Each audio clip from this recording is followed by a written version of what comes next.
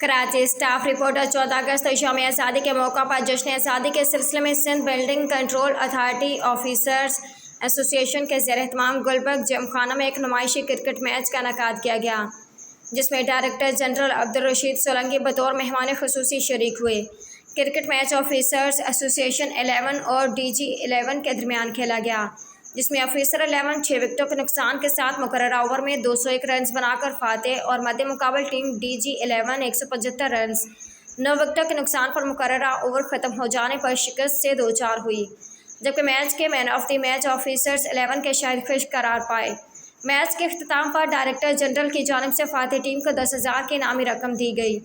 बादशाह मेहमान खुसूसी director general SBCA Abdul Rashid के दस्ते मुबारक से परचम कुशाई की गई।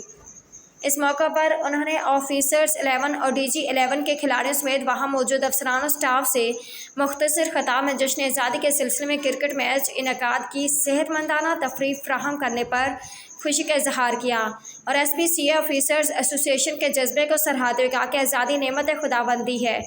आज के दिन खुशी और मसरत के साथ शहदाए आज़ादी और शहदाए तहफ़्फ़ुज़ पाकिस्तान की याद को ताज़ा करता है। इस मौका पर मुल्क की हिफाजत और इस्तेहकाम और तरक्की और खुशहाली के लिए खुसूसी दुआएँ की गई।